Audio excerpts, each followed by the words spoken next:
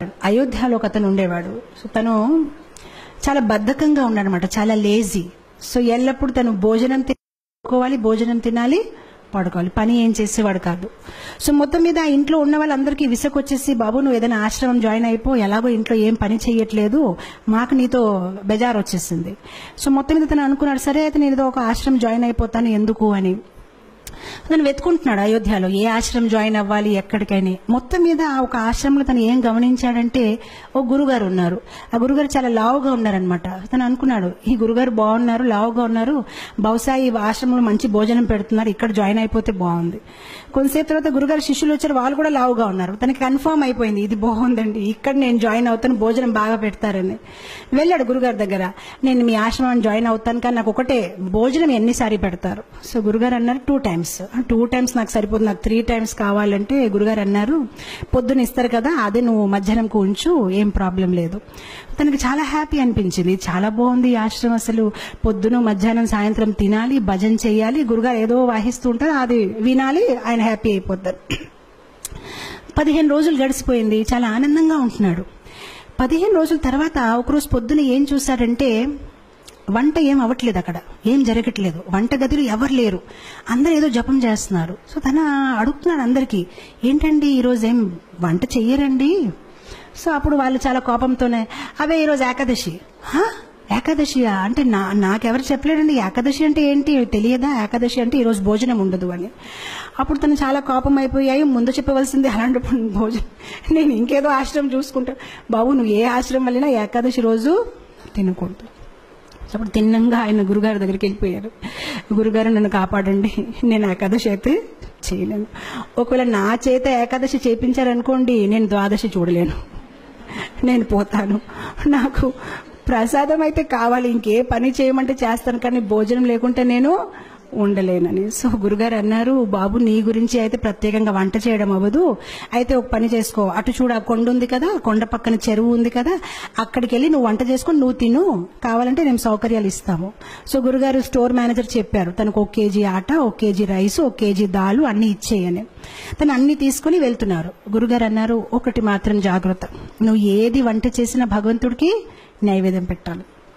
సరే అంటాడు, వెళ్తాడు, కష్టపడతాడు. తనకి బద్ధకం ఎక్కువ కదా, ఎప్పుడు వంట చేయలేదు, చాలా కష్టపడి వంట తయారు చేస్తాడు, కానీ అంత టేస్ట్గా లేదు, ఏ చపాతీలు కాలిపోయాయి, ఏదోటి అవుతుందన్నమాట. మొత్తం మీద వంట తయారైపోయింది.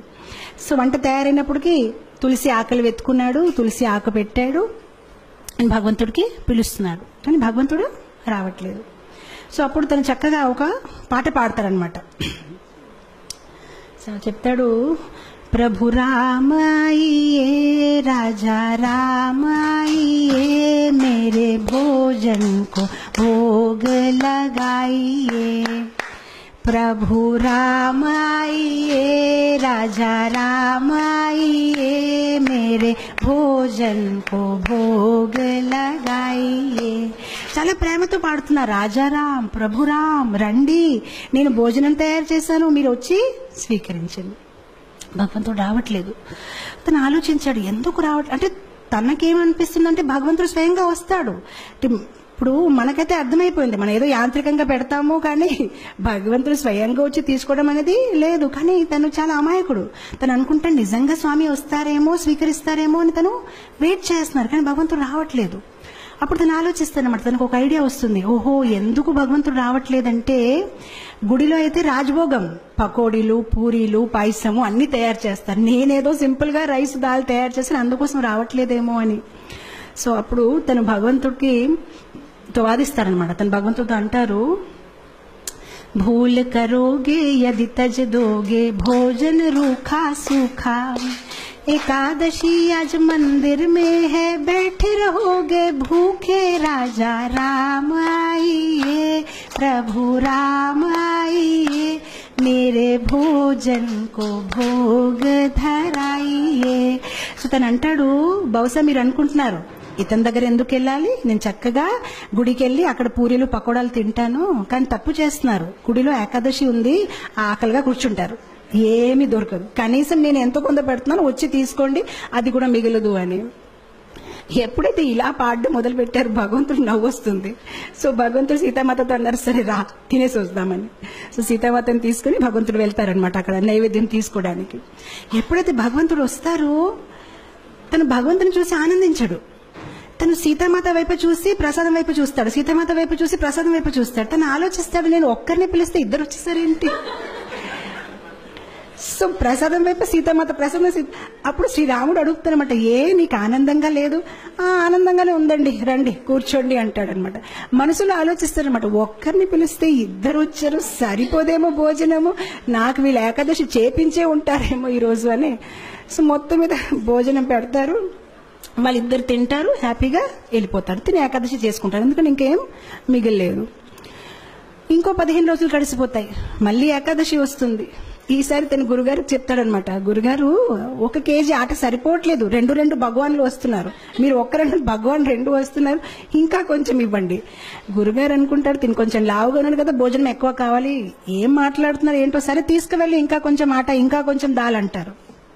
ఈసారి తీసుకువెళ్తాడు, చక్కగా వంట చేస్తాడు, తులసి ఆకులు పెడతాడు, మళ్ళీ స్టార్ట్ చేస్తాడు. ఈసారి భజన్ మార్చేస్తాడు, రాజా రామ ఆయియే సీతా రామ ఆయియే మేరే భోజన్ కో భోగ ధరాయియే. ఈసారి ఇద్దరిని పిలిచాడు, రాజారామ రండి, సీతారామ రండి. భగవంతుడు ప్రత్యక్షం అయిపోతారు. కానీ ఈసారి లక్ష్మణ్ని తీసుకొస్తారు. సో భగవంతుడు అంటారు, నీకు ఆనందంగా లేదా? మేము వచ్చేసామంటే ఆనందంగానే ఉందండి, కానీ లక్ష్మణ్ వైపు చూస్తారు, ప్రసాదం వైపు చూస్తారు, లక్ష్మణ్ వైపు చూస్తారు. ఇద్దరిని పిలిస్తే 3 వచ్చారు. ఈసారి కూడా నా ఏకాదశి అయిపోయింది, నాకేం మిగలదు అని. అయితే రండి కూర్చోండి భోజనం పెడతానని భోజనం పెడతారు, భగవంతుడు తింటారు, వెళ్ళిపోతారు. తను అనుకుంటారు, సరే అయితే నెక్స్ట్ టైం నుంచి 3 పీపుల్. మళ్ళీ వెళ్తారు గురుగారి దగ్గర, గురుగారు కొంచెం ఇది సరిపోవట్లేదు. సరే గురుగారు ఒప్పుకుంటారు, సరే ఇవ్వండి, మేబీ సాయంత్రం పూట మళ్ళీ తింటాడేమో అని. ఈసారి మళ్ళీ పాటలు పాడడం, ఏకాదశి రోజు వెళ్ళాడు, వంట చేశాడు, తులసి పెట్టాడు.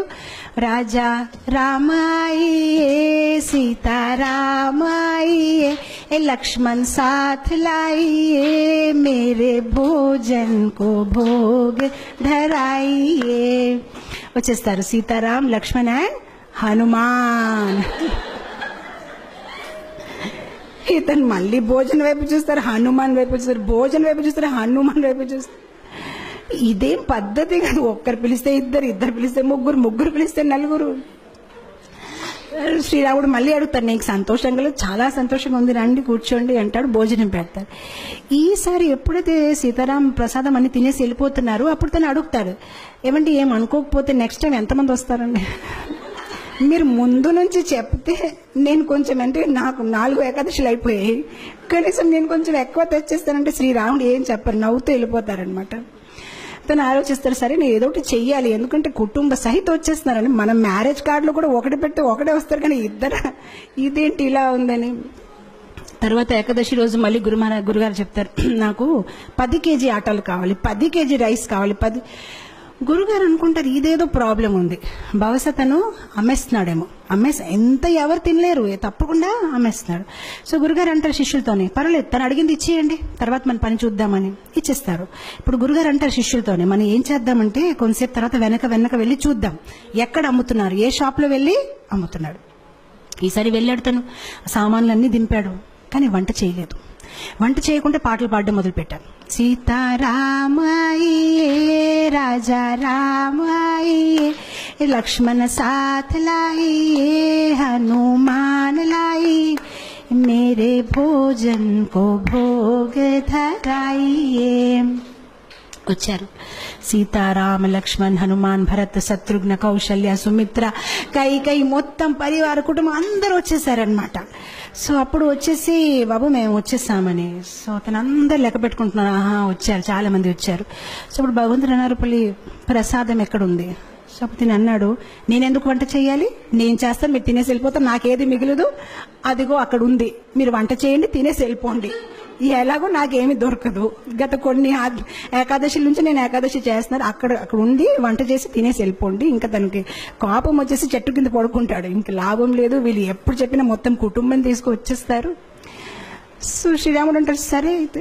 సో శ్రీరాముడు కూరగాయలకు వస్తున్నారు, సీతామాత వంట మొదలు పెట్టారు, లక్ష్మణ్ కర్రలు తీసుకొచ్చారు, హనుమాన్ పండు తీసుకుని వస్తున్నారు, అందరు బిజీ అయిపోయారు. ఆయన ఎప్పుడైతే సీతామాత ఇలా వంట చేస్తున్నారు, దేవతలందరూ కూడా కింద దిగిపోయారు, ఆ ఋషులు మునీలు అందరూ చాలా హడావడిగా అయిపోయింది. అక్కడ వంటలు అవుతున్నాయి అనమాట, ఎంతో మందికి వాళ్ళు కుకింగ్ చేస్తున్నారనమాట. అండ్ అదే సమయంలో అక్కడ గురుగారు వచ్చారు శిష్యులతోని, అంటే చూద్దాం ఇతను ఏం చేస్తారని. కానీ గురుగారికి ఏమీ కనిపించట్లేదు. ఆయనకి ఎలా కనిపించిందంటే చెట్టు కింద ఇతను పడుకొని ఉన్నాడు, ఆ సామాన్లు అక్కడ పడేస్తున్నాయి. సో అప్పుడు గురుగారు తను లేపి చెప్తున్నారు, నువ్వు చెయ్యవా వంట, ఏం చేస్తున్నావని. సో అప్పుడు శిష్యుడు చెప్తారు, మీకు కనిపించట్లేదా, ఇంతమంది వంట చేస్తున్నారు, ఇగో చూడండి సీతామాత ఇగో చూడండి ఇదేమవుతుందని. అప్పుడు గురుగారు అంటే నాకేమీ కనిపించట్లేదు. సో అప్పుడు తను కోపంతో శ్రీరాముడు చెప్తారు, మీరు కనిపిస్తారా లేదా, లేదంటే నా మీద ఆయనకి సందేహం ఉంటుంది, కనిపించండి అని చెప్తారు. సరే కనిపిస్తామంటే అందరు కనిపిస్తారనమాట. సో అప్పుడు అందరు కనిపిస్తే గురుగారు ఇంకా కళ్ళల్లో నీళ్ళు వచ్చేసి, నేను ఎన్ని సంవత్సరాల నుంచి శ్రీరాముడిని పూజిస్తే నాకు దొరకలేదు, కానీ నీ ఒక సరళ స్వభావం, నీ ఒక అమాయకత్వం చూసి భగవంతుడు వెంటనే ప్రత్యక్షమయ్యారని ఆయన ఏడ్చి ఆ శిష్యుడిని కౌగలించారనమాట. సో ఇక్కడ భగవంతుడు మన ఒక సరళ స్వభావం, మనలో వినయం ఎంత ఉంది, మనలో అమాయకత్వం ఎంత ఉంది. భగవంతుడికి కాంప్లికేటెడ్ పీపుల్ ఇష్టం లేదు.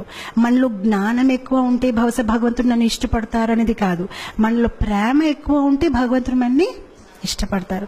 సరళంగా ఉండాలి. చెప్పాలంటే భగవంతుడికి ఎలాంటి పీపుల్ ఇష్టం, చైల్డ్ లైక్ ఇన్నోసెన్స్.